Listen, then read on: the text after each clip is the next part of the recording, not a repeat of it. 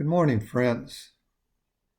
This morning we're reading from the Gospel of Luke, chapter 24, verses 13 through 32, the road to Emmaus.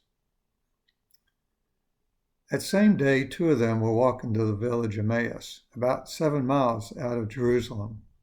They were deep in conversation, going over all the things that had happened. In the middle of their talk and questions, Jesus came up and walked along with them. They were not able to recognize who he was.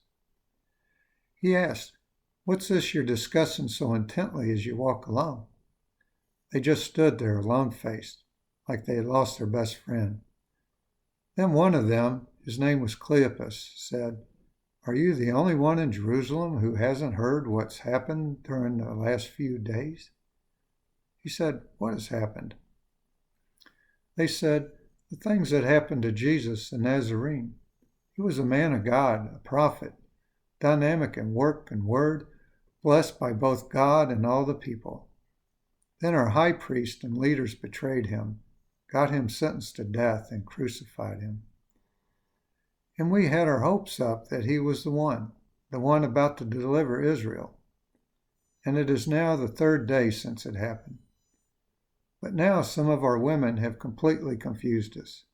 Early this morning, they were at the tomb and couldn't find his body. They came back with the story that they had seen a vision of angels who said he was alive. Some of our friends went off to the tomb to check and found it empty, just as the women said, but they didn't see Jesus." Then he said to them, "So slow-hearted, why can't you simply believe all that the prophet said?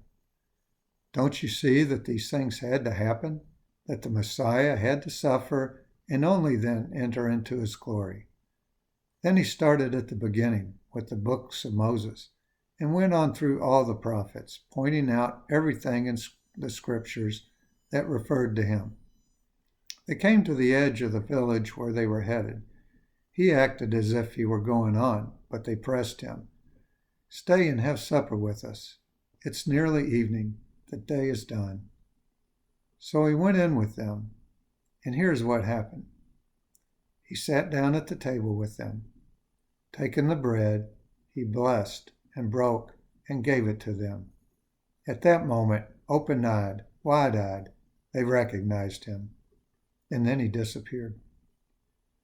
Back and forth they talked. Didn't we feel on fire as he conversed with us on the road, as he opened the scriptures for us?